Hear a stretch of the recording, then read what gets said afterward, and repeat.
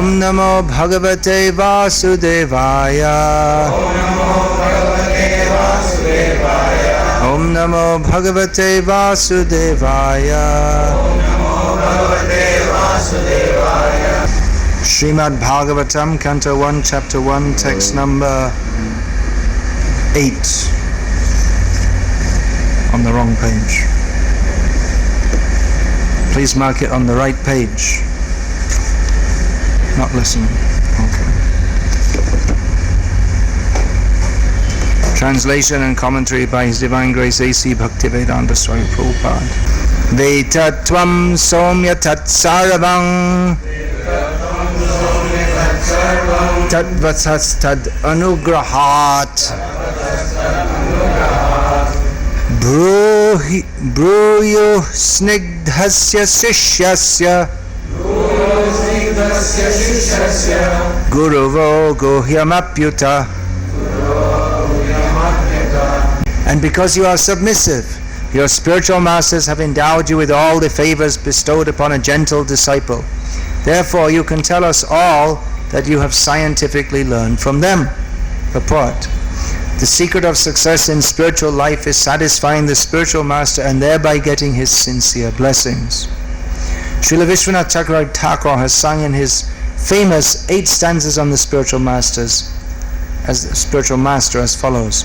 I offer my respectful obeisances unto the lotus feet of my spiritual master. Only by his satisfaction can one please the personality of Godhead, and when he is dissatisfied, there is only havoc on the path of spiritual realization. Translating? No? No one's interested. Huh? Oh, they have one lady translating. Okay. Okay, fine. Better. Ladies translate for ladies. It is essential, therefore, that a disciple be very much obedient and submissive to the bona fide spiritual master. Srila Sutta Goswami fulfilled all these qualifications as a disciple, and therefore he was endowed with all favors by his learned and self-realized spiritual masters, such as Srila Vyasadeva and others. The sages of Naimesharanya were confident that Srila Sutta Goswami was bona fide, therefore they were anxious to hear from him. Om Jnana Timirandhasya Jnanam Jana Shalakaya Chakshurun Militam Yena Tasmai Shri Gurave Namaha Vandeham Shri Guru Shri Yataf Parakamalam Shri Guru Navaishnavamscha Shri Rupam Sagrajatam Sahagana Raghunatan Vitam Tam Sajivam Sadvaitam Savadhutam Parijana Sahitam Krishna Chaitanya Devam Shri Radha Krishna Pada Sahagana Lalita Shri Vishakan Vitamscha. Hare Krishna, Krishna Krishna, Hare Hare, Hare Rama, Rama Rama, Hare Hare. The sages gathered to hear from Sutta Goswami had come to hear topics which they indicate are guhya, confidential, not easily understood. Easily understood,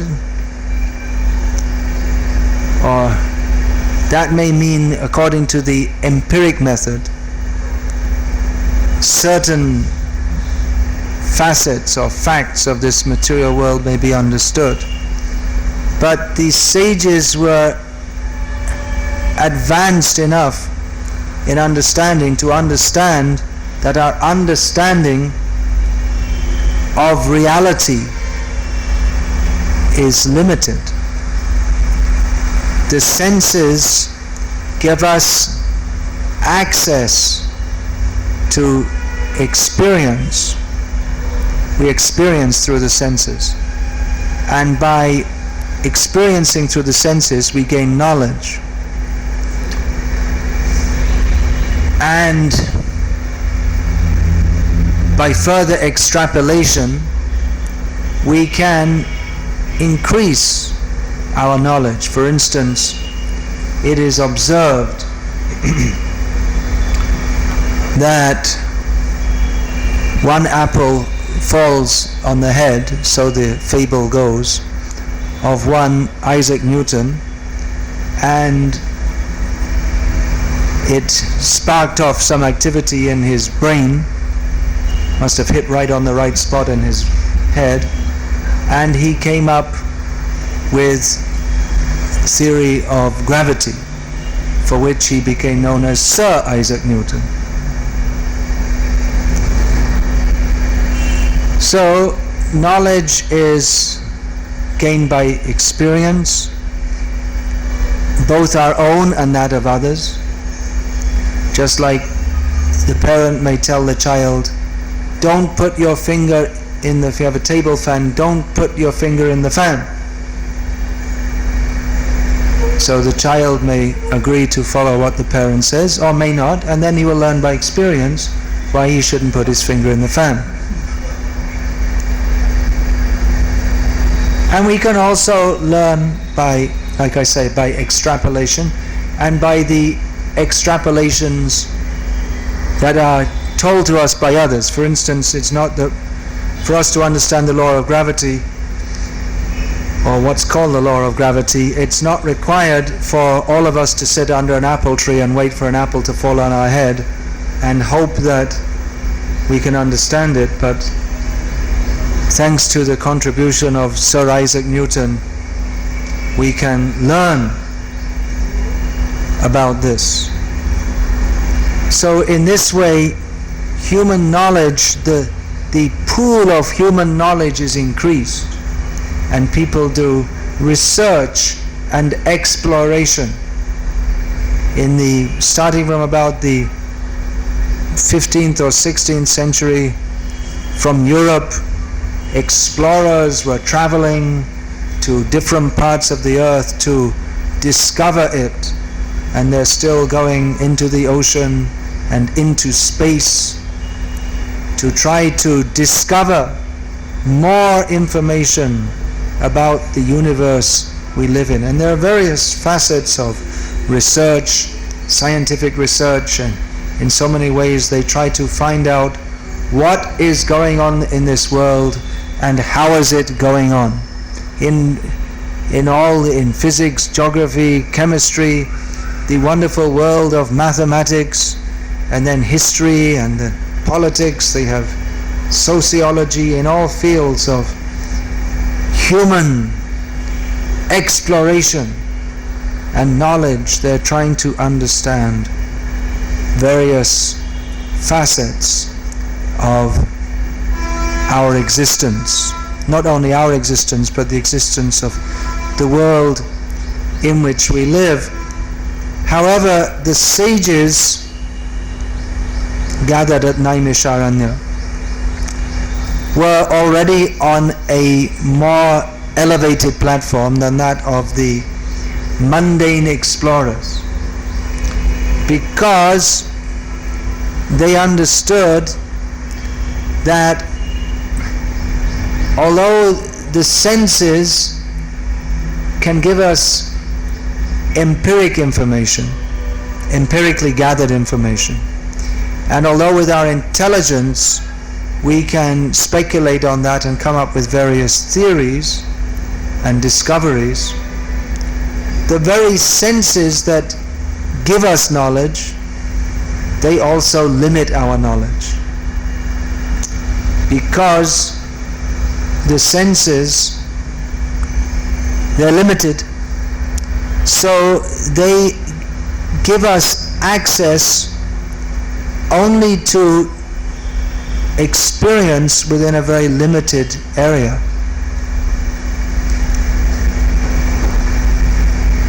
So if we are to formulate our theories of reality only based on experiential knowledge, well, the first difficulty with that is that not only are the senses limited, but they're also imperfect. So there are various difficulties with experientially gathered knowledge. But if we are to consider more deeply about the nature of reality, then we should consider that reality is almost certainly there's a lot more to reality than that which we can measure. Science means measuring. Measuring also means Maya. Napiyate anaya iti Maya. Shastra already, before Isaac Newton, what to speak of Stephen Hawking. Vikasa had already measured the defect in Maya, measured the defect in measuring. That the very attempt to measure everything by our senses, by our sensual, experimental, experiential methods, that is Maya.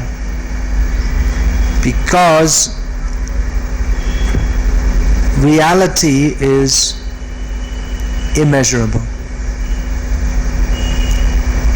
It's the total nature of reality is beyond that which we tiny little beings can measure. So our attempt to measure is foolishness. That example is there, that a little insect is born inside the trunk of a tree and his whole lifespan is half a day. He lives in the tree, his food is the tree, and he does everything. He lives and dies in the tree, and the tree lives for 1,000 years. And he has no knowledge of the tree, the very tree he's living in.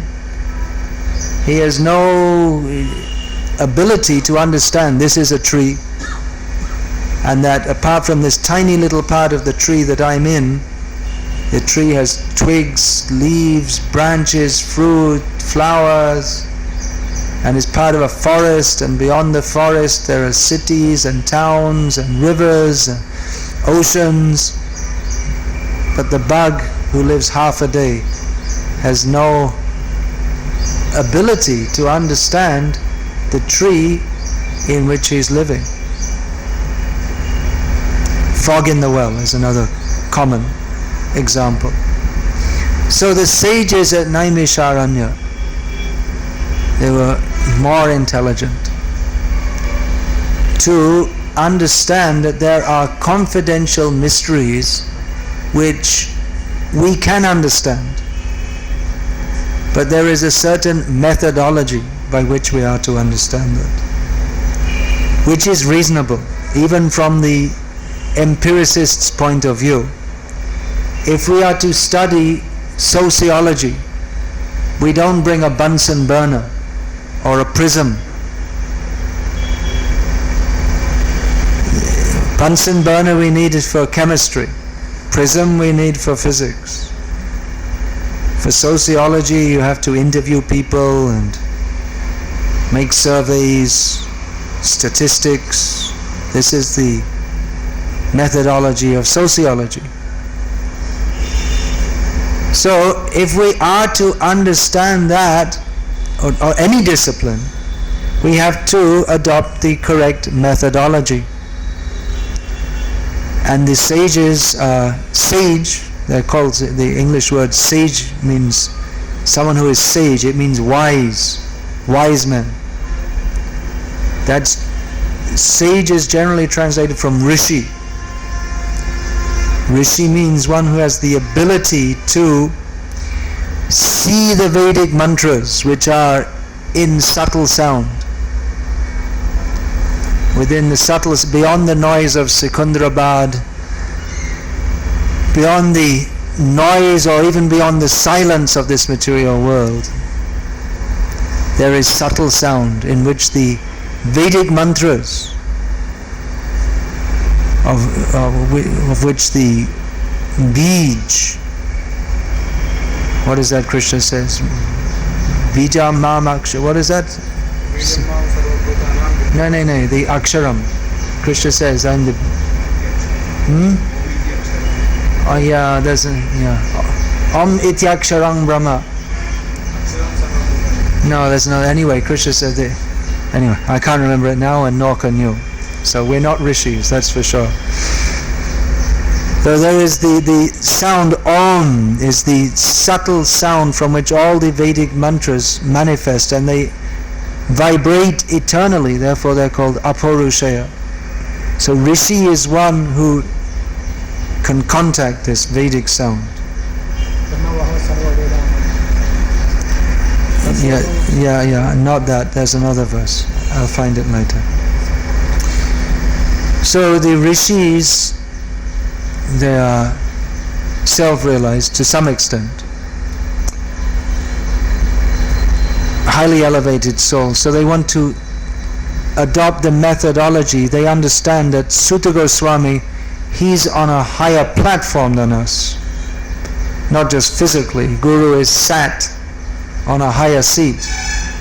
Sutta Goswami, even though he's Sutta by caste, mixed caste or low, pratilom, but he's been given the higher seat because knowledge has to come down, descending method. Empiric method means we're trying to find the knowledge by going up, but our ability to go up is limited by our limited senses. So they have adopted the methodology of hearing submissively from the person who is fit to speak, with the hope or the faith that by doing so he will be pleased to speak, and they will be blessed with the understanding that is the result of submissive hearing. They'll be blessed with the understanding of matters that are confidential.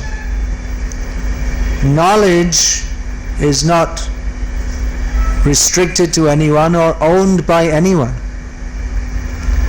But still, not everyone can have it. It's true in the material sphere, and it's true in the spiritual sphere also.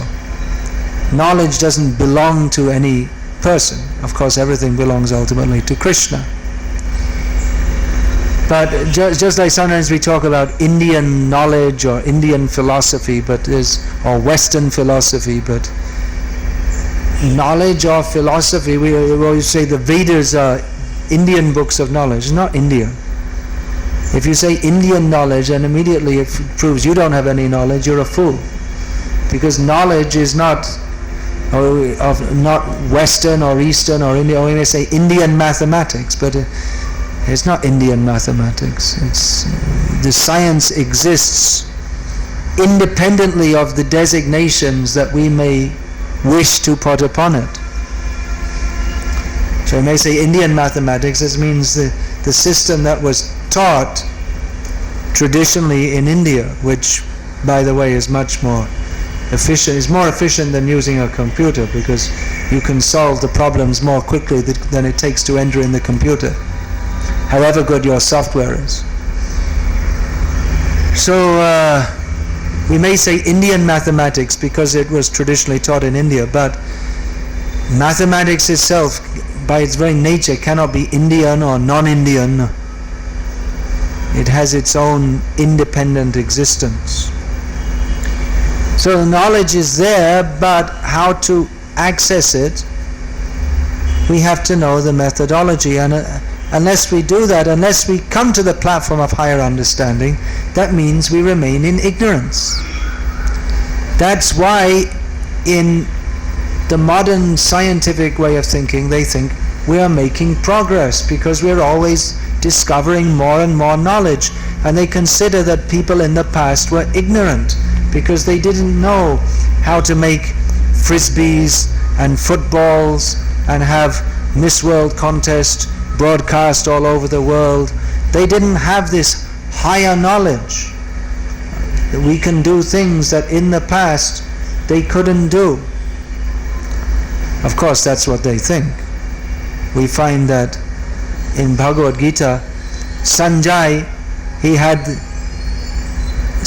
the secretary of Dhritarashtra, he had different kind of television system. By the blessings of Vyasadeva, The events on the battlefield of Kurukshetra were revealed to him within the television of his heart. But people think that we're making progress because we know so many things which we didn't know previously. We're coming to higher and higher levels of knowledge. However, if one is actually on a higher level of knowledge, then it's like being in a different dimension by which you understand that whatever is understood at that low level is, by its very nature, insufficient. Sometimes you can give the example of two-dimensional vision as compared to three-dimensional vision. If we see only in two dimensions, it's like a cartoon. There's no depth. So, for a person with two-dimensional vision, he may be very advanced in two-dimensional knowledge, but for one who has three-dimensional knowledge, it's always incomplete. For one who is colorblind, he can never congenitally colorblind, that means from birth, then he can never understand what it means to see different colors. And however much you explain to him, he cannot understand. Or for one who is congenitally blind or deaf, they cannot understand. What a beautiful sunrise, how beautiful it looks, they cannot understand. What beautiful music, they can never understand what it means to hear or to see. It's totally beyond their experience and beyond their imagination. So how can you communicate to someone who is congenitally blind what the sunrise looks like, or what anything looks like? So if one is in a society of congenitally blind people, they may, amongst themselves, conclude that there is no such thing as vision. That there are some funny people who talk about seeing things, but it's just their imagination, because they have some psychological insufficiency. And you see, we people who are blind, that means we are more advanced. We can hear better. We can understand things just by hearing and by touching. We understand everything. But these people, because they're so foolish, they can't, by touching and hearing, our perception is so much better than those of these other people, and so because of their insufficiency, they imagine that they are seeing something. But we know, because we're more advanced, and that there's no such thing as seeing. It's just a psychological crutch which they have imagined, because they can't, their sense of hearing and touching is undeveloped. So they may say like that, but for one who can actually see, for him there's no question of seeing or not seeing. He sees. In the community of blind people, they may speculate among themselves that this seeing is just some imagination, because it's not only beyond their experience, but it's beyond their imagination what it means to see. So they may conclude that there's no existence of anything as this sense of sight or vision. But we who are blessed with the faculty of vision can understand that such a theory on the part of blind people is simply their foolishness, due to inexperience and due to unwillingness to accept that there is a highly important level of reality which they are totally cut off from. People tend to think that, well, what I know or what I can understand, that's it. That's reality. But that is foolishness. So what to speak of spiritual knowledge? Even in material knowledge, we find that usually when there's some scientific breakthrough, people don't want to accept it at first. Scientific breakthrough, what does that mean? That they're studying different phenomena and data, and they have some problem, and the theories that they have come up with, they don't explain certain phenomena. So what they usually do in science when their theories cannot explain certain phenomena is then they reject the phenomena, which is not very scientific. The theory can explain certain phenomena, and therefore they say, yes, this theory is very good. But it doesn't explain other phenomena, so then they should come up with a new theory. But what they often do is they say, well, the phenomena you're observing doesn't exist. Just like you'll find that most die-hard empiricists, well, no, not most, all die-hard empiricists do not accept the existence of the soul. They say, there's no soul, we haven't seen it. That's it. We haven't seen it, doesn't exist. What to speak of the soul? Even ghosts, now we're not very much interested in ghosts, but there are a lot of them all over the world and have been since time immemorial. And there's a lot of evidence that ghosts or different kinds of spirits exist. But you can't measure, there's no ghostometer. You can't measure it by any material. So the scientists conclude, well, it doesn't fit our theory. Cannot be true.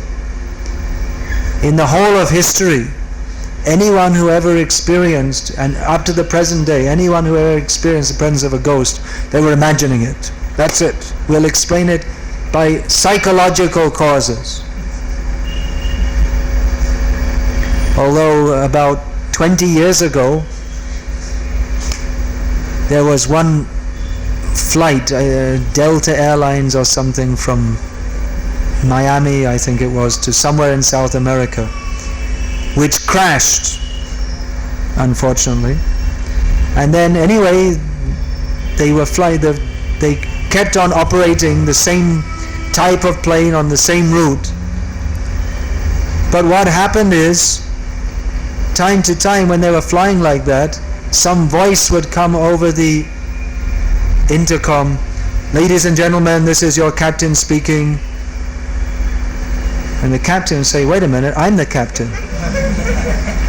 And then the stewardesses, when they're going to get the drinks and this and that, they'd see someone and they'd say, well, in the uniform of Delta Airlines, and said, oh, what are you doing here? I didn't know you were on this flight. It was the captain of the flight that crashed, kept on coming as a ghost on the flight, and eventually they had to stop flying on that route because none of the Delta Airlines staff would go. They were afraid of the ghost. So there are ghosts even in the modern technological age. So I'm just giving this as an example to show how we don't like to accept even things of which there's good evidence if it doesn't fit our little boxed in way of thinking. That we think reality, this is a box and it's called reality, and everything is inside this box. Frog in the well. All of reality is within this well. And that there could be, and almost certainly must be, something outside that box we don't like to accept. Of course, this box, it's a conceptualized box. It's not a box made out of wood that you can measure. What we're talking about is our conceptions, that we tend to accept the reality only within the conceptions, our preconceived notions that reality must be like this. But even in science, like I'm saying, even in science, all the breakthroughs come because people, they came up with, they found some problem, that certain phenomena can be explained according to this theory, but there are other phenomena that cannot. So this theory is not full and complete in itself. And what they usually do, they try and fit everything into the theory, and it doesn't fit, and they get frustrated and they try to explain. And then someone looks at it from a completely different angle and says, hey, you're thinking all the wrong way. This is it. There's another whole different level of understanding. And in the beginning they say, no, it's all. And then say, oh yeah, okay, that's right. So Newtonian physics, that was considered, this is it. For several hundred years it was considered. Newton came up with the understanding of, or the basic understanding of how energy works within the universe. There are different particles and subparticles, and that's it. And everything that we need to understand in future about science must be explained. There's nothing beyond this. We've found the methodology by which we can understand everything. We just have to do more and more and more research, and eventually we'll understand everything. That's what they used to think. Frogs in the well. Frogs in the well of their own theories. But then they found there's so many things which don't work, there's so many things that can't be explained, and eventually Einstein jumped out of the well and started looking at it from outside. He said, hey, wait a minute, there's another whole way of looking at things. And that relativity theory, which doesn't at all fit with classical physics, came up. And it was accepted. And classical physics goes on. In school, what they're taught, you're not taught relativity theory, and definitely not quantum theory, but classical physics, because at a lower level of at the basic level of understanding, everything fits nicely. So for beginners it's good. But then if you're going to go higher, you have to go to relativity and then to quantum, which is practically in many ways completely opposite to classical Newtonian physics, which talks about atoms, and later that was developed into subatomic particles. But quantum theory doesn't admit the existence of particles. Everything is just energy, all which we conceive of in form, but actually in quantum understanding, the form ultimately doesn't exist. Everything's just energy, and there's so many. And even the whole concept of measuring breaks down. You can't properly. Physics is more than any other science based on measuring. And that's why physics became the basis of even chemistry and biology, because you can measure, everything's based on measuring very accurately. But in quantum theory, all the measuring breaks down, because you can't measure anything. You can't accurately measure anything.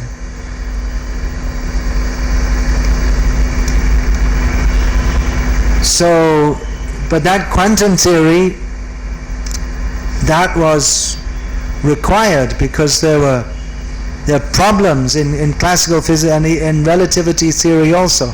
So it's another way of looking at things. And after almost 100 years of quantum theory, the quantum scientists, they're still not sure how they're supposed to be looking, or what they're looking at, or are we really here looking at all. But they know for sure they're onto something, because it works in certain spheres of technology, but it's still boggling their minds. Anyway, the point is here, quantum theory is a completely different way of looking at phenomena than classical physics, which works. But only when we come to higher levels of trying to understand, then it doesn't work. Then we have to try looking at it from a completely different angle which no one imagined. Newton, for all his greatness, was a long way from Einstein and Bohr and all these later scientists. But Newton was able to look at reality from an angle which no one ever did before, and then later other scientists have done so. Now they're stuck. Maybe they've gone to the limit of understanding matter. They've started to cross over it. That they're measuring. They measure and measure and measure, but as they're measuring, they understand we can't measure, and measuring is ultimately useless. And now they're stuck because they're still stuck in the consciousness of measuring. So they're bewildered. Our measuring doesn't work anymore, but still, to some extent, it does. But they can't go beyond where they need to go next. They're bewildered, and they're waiting for the last more than 80 years for the next breakthrough. But you can't get the breakthrough as long as you're thinking. As long as you're thinking in one paradigm, you can't come to another one. So this, although we have no particular business discussing mundane science, but it by Shaka Chandranai, it can help us to understand what is required to take even a much bigger leap, quantum leap they talk about, to a leap into another level of understanding. That the whole of mundane science is based on measuring, the attempt to measure. But to enter the spiritual sphere, we have to go beyond measuring, because the material sphere, the sphere of Maya, is Mapiyate Anaya, the attempt to measure. But so we understand from those who are speaking from the other side of the river of measurement, the Viraja Nadi. We can measure this material world. We can measure, here we are.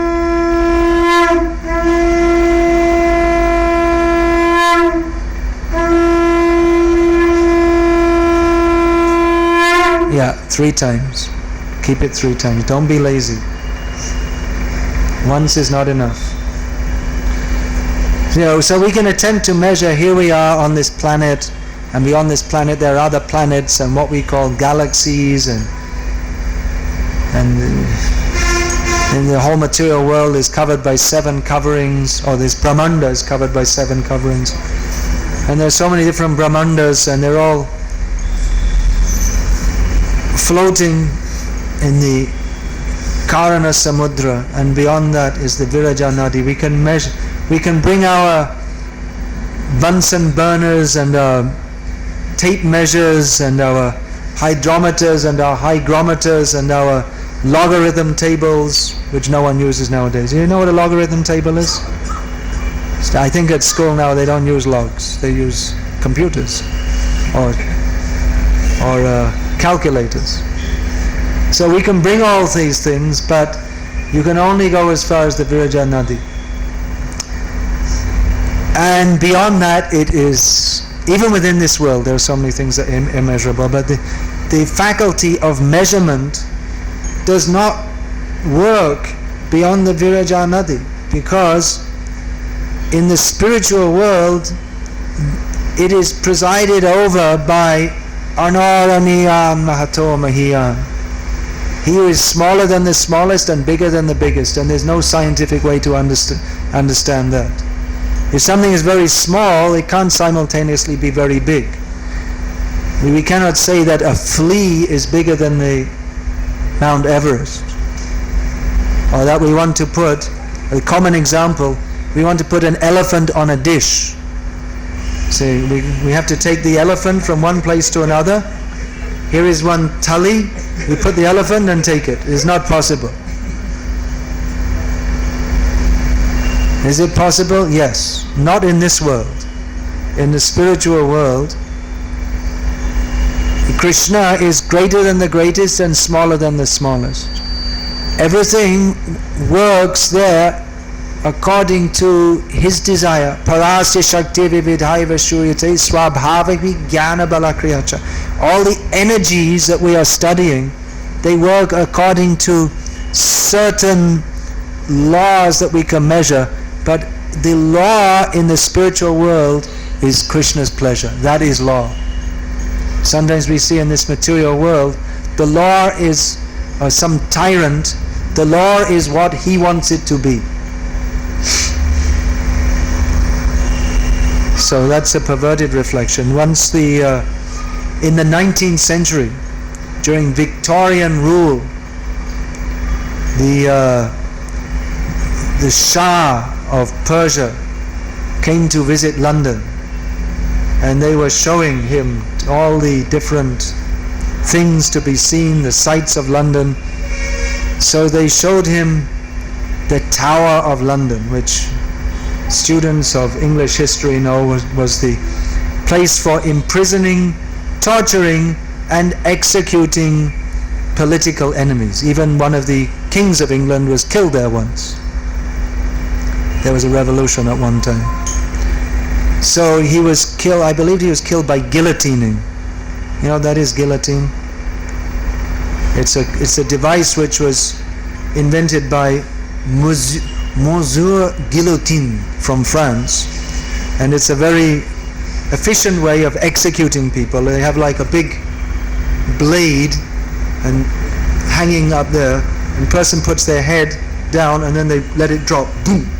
And after the French Revolution, they very efficiently publicly executed many people by guillotine. So they showed this to the Shah of Persia, and he said, "Oh, that's very interesting. Why don't you show me? Put someone and we can see how it works." He said, "Well, we can't do that." He said, "Why not?" He said, "Well, it's against the law." He said, "Well, I'm a king." He said, "I'm sorry, but we can't do that. You just can't execute someone because you want to see it." He said, "Well, if you don't want to give one of your people, I'll give one of my people, one of my servants. I want to see how it works." He said, No, according to our law, you can't, even you, with one of your citizens, cannot put someone without any reason, except that you want to see it, on the guillotine and kill them."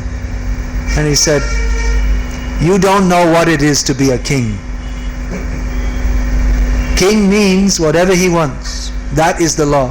You can't say it's against the law. For the king, there is no against the law." So that can be used by a tyrant in this world. But in the Vaikuntha world, that is the law. Everything is simply centered on the pleasure of Vaikuntanath. So your measuring propensity will not work there. What he wants, as Prabhupada said, that in the spiritual world, the ladus, you're feeling very tired after running and jumping with Krishna all morning, so you come for lunch, you're feeling very tired. The ladu might just jump into your mouth. You don't have to pick it up.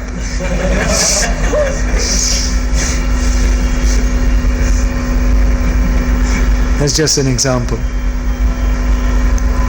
So that is beyond measurement. So how are we going to understand? Even that there is a spiritual... For the atheist, he's convinced there is no God. Then he's closed his box. The box is closed. There's no God. We can't see God. There's no soul. I experience daily that I wake up in the morning, I brush my teeth, I go to work, and I know for sure I am this body, and this is my home, and I am a citizen of India, and Mera Bharat Mahan, and I work in this factory, and this is reality. This is all experienced, it's understood, it's very clear. There's nothing mumbo jumbo, hodgepodge. Everything is understood, and there is no reality beyond this. So don't talk about God unless you can show me God. And you can't show me, therefore it cannot be real, because I know what is real. This is real. Every day since I was born, I see all the different things. I see the sky and the trees, and I see the roads, and this is reality, and this we know for sure. And then you talk about God and soul, and that's not reality. That's just some imagination. For him it's an imagination, because he has no means to experience it, and he's, without thinking very deeply about the matter, come to the conclusion that reality is everything that I can experience. So how to bring the atheist to a higher level of understanding? He has to get out of his box. Throw your box away. Jump out of the well, Mr. Frog. There's more beyond it. So this spiritual understanding begins with understanding that there's more to reality than simply that which we can immediately perceive and extrapolate from our immediate sensual experience. So that's not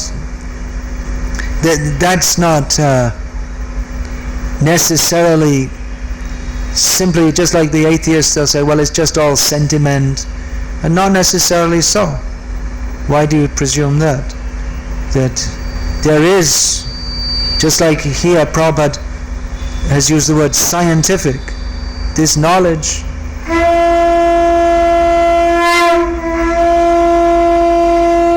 stop. You have to stop in between, otherwise it all becomes one. When we bring you up to a higher level of understanding, you get out of the, first you always have to get out of the one-time blowing box, then you can get into 3 times blowing. Then we can lift you to a higher level of understanding that during the class, blow it very quietly or not at all. But I think he's not ready for that. He's first has to understand you have to blow 3 times. So step by step. So to advance in knowledge, we have to be ready to accept that there is understanding beyond that which we are presently at, and that is not just sentimental. I was saying that this we have in Shastra, we have Bhagavad Gita, very systematically, scientifically explained. It's not just, we don't just like many times people ask, well, how did you give up your Christian background? I gave it up because it was you just believe in it. That's all. Why? Why should I just believe? You just believe it. It's in the Bible. You believe it. And I say, why? That's what they say. That was my objection. That, well, you say believe this, and then the Muslim says believe the Quran, and someone else says something. They all say just believe it because it's in the book. Why? So many people say believe it because it's in the book.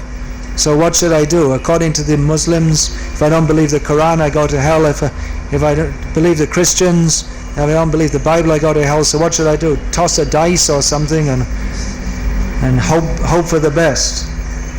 Or is it just my bad luck? I was born in a Christian family, or good luck? Or it doesn't appeal to the intelligence. One major reason that so many people came to Krishna consciousness in the Western world is because it scientifically, systematically, rationally explained reality from a non-empiric viewpoint. That people can understand that prastasmatu bhavanyo vyakto vyaktat sanatana. There's more to reality than that which we can directly perceive. But what is that? Who can explain that? Well, Prabhupada explained it. And so many people were willing to accept it. It's just like you may say, well, I don't believe all this quantum theory, it's all mumbo jumbo. And actually, if you hear some of their ideas, it really sounds like a real lot of mumbo jumbo. According to some quantum theory, I'm not trying to pretend I understand all these things, because even the quantum scientists themselves don't pretend to understand it. But according to some quantum theories, there are so many different theories, that reality exists in multi-dimensions. Everything everyone does, you see, now I'm sitting here like this, and I can go like this, or I can go like this, or I can go like this, or I can go like this. There's so many things I could do from this position at this particular point in time. So according to quantum theory, one of the more bizarre theories that they've come up with, that not only can I do this, but I do this. And at every moment in time, although they can't exactly explain what a moment or what time means, that not only am I going like this, I'm going like this, I'm going like this, I'm going like this, and so there are multi-realities expanding from every point of space and time, unlimitedly, eternally. Doesn't sound like it makes sense, but someone made the mathematics to try to show it. So to the common man, if you tell him this, he'll say, well, it just sounds like a bunch of mumbo-jumbo. But it is the attempt of some scientists to try to apply quantum theory to reality. And so you can't say it's just totally unintelligent. It might be wrong, it might be misguided intelligence or whatever, but it's not totally unintelligent. So because we can't understand something doesn't mean that someone else can't understand it. This is the arrogance of the atheist, that he thinks that, well, we understand everything, so that's it. All I need to know, this is my home, this is my wife, this is the factory I work in, this is the bus I get in to go to the factory. That's all I need to understand. That's why often people become religious when they have some kind of emotional or psychological or financial or other kind of crisis. Because all of a sudden, everything that they understood, it no longer explains reality for them. I have my wife, I have my home, I have my factory, I get on the bus, and this is reality. But all of a sudden, they're overcome with depression, or their wife runs away, or she commits suicide, and all of a sudden, everything which seems sufficient for their existence is insufficient. I can no longer what I'm experiencing no longer fits with reality. It's just like Arjuna. He was on the battlefield and all of a sudden, how can I fight? He was overcome by distress. So people, they find that what I need to be satisfied, home, wife, factory, work, money, it's no longer enough. It no longer explains reality. I no longer find happiness in going to my job and coming home and eating what the wife has prepared and watching the TV. I no longer find these things no longer give me happiness. What's going on? And then in many cases they turn to religion to try to explain that which cannot be explained simply by the gross empiric method, or the what we can call the normal materialistic outlook on life is that you have a job, you get money, you have a wife, and you'll be happy. You have a TV and you have a Mixi and maybe a Bajaj or a Maruti, and you'll be happy. But all of a sudden you have all these things, and all of a sudden you feel, wait a minute, there's got to be more to life than this. It may not even be that your wife commits suicide, or it may be just life is going on as normal, and all of a sudden you think, hey, what's going on? Is nothing more to life like this? And then one begins to try to see, he already starts to see reality in a different way. That, wait a minute, what's the pleasure in life? I'm just working all day, 6 days a week, and I come home to my wife and she's okay, but is this all? Is this all there is to life? Watching TV and then we go to work and we chit chat and we come home and it's going on like this, and after some time you're going to die, and isn't there more to it than this? And then a Jehovah's Witness comes knocking on the door and says, believe in the Lord or burn. He said, that's it! I'm becoming a Jehovah's Witness. Or whatever. Hopefully the devotee will come and give him a Bhagavad Gita as it is first. But he wants to, he feels the need to have more expanded explanation. His perception of reality, which up to that time he considered was complete and perfect, and nothing more is needed than this, and nothing more than this can be, can exist, because it explains everything. Everything means me, my wife, my country, my factory, and that's everything. That's all I need. I'm completely happy. Until the day he wakes up and, why? What is the purpose of life? That may happen. Or like that. So many people have experiences. They're very much attached to their grandmother who looked after them so nicely. And then, as happens with all grandmothers in due course of time, she dies. And then you start to think, oh, why did she die? I loved her so much. Now she's gone forever. Then you start to think. So, breakthroughs in consciousness come when we can no longer, what we consider a complete understanding, we find it's incomplete. It's no longer sufficient to explain everything that we understand and experience. And someone might conclude, well, then there is no reality, everything's just crazy. Some people come up with that conclusion. But others try to come to a higher understanding. So, generally we find that when there are many difficulties in society, people on the whole tend to become more religious. Because when they can't help themselves and they don't have faith that the government can help me or anyone can help me, they think it's a completely hopeless situation. Some people may commit suicide, others may become communists, even they think there's some solution politically. And people who are more pious, Chaturvidha bhajante mang jano sukritina arjuna artho jignasa arthati jnani cha bharatarshana. In distress, they start looking for some spiritual solution.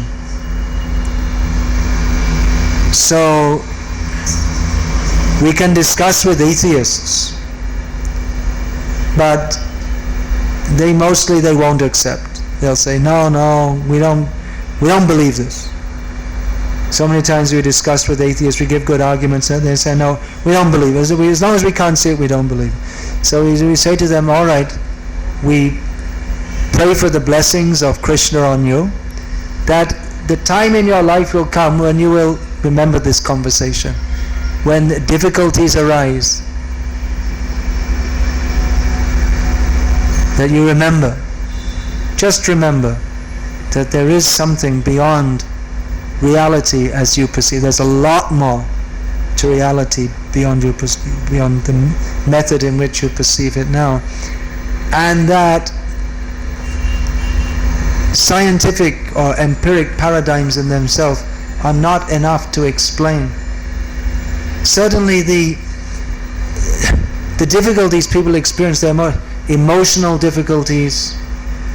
Science can't help with that. Science can help to explain this, that and the other. And you for emotional difficulty you can go to a psychiatrist, but they're not really that very helpful.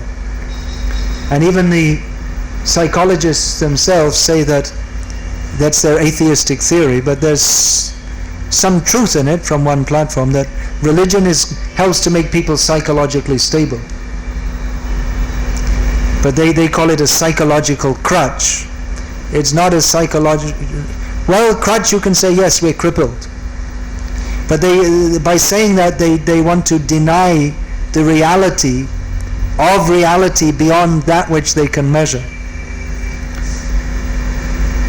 But actually, we do need support. Crutch means support, so we need support. We are incomplete unless we are yoga yukto bhava Arjuna. Krishna told Arjuna, be linked with me in yoga.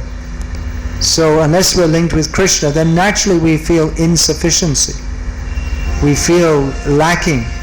And we may try to make up for that by amassing material objects and sense gratification, but it can never satisfy us. So we will feel a lacking. And that can be filled by God consciousness. So it is very difficult to wake atheists up to the need for them to understand reality from a higher platform, because for them they can't even begin to understand what it is. In their box they think this is it, this is all in all, and the need for their psychological need has not arisen to understand reality beyond the tiny little world in which they conceive of it. That's why distress in human society can be very good, actually. One devotee I know for many years from Bangladesh, I met him in Mayapur a couple of years ago, and I said, well, I heard there's a lot of disturbances in Bangladesh now. The Hindus are getting a lot of torture from different Muslim groups, and because our preaching is 99.99% in Bangladesh among the Hindus. So he said, yes, it's very good.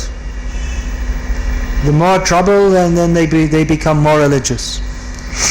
Good for, he says, good for our preaching. That's maybe one reason why the Hindus in Bangladesh, they're so much responsive to our preaching, is because they're always living in fear and uncertainty. It's one reason, not the only reason. So this discussion, the sages at Naimesharanya, they wanted to hear from Sutta Goswami to give them that guhya makyati prichati, that's stated in, where is that? Bhakti Rasamrit Sindhu, no? Nectar of instruction, yeah. We should, Upadeshamrita. That we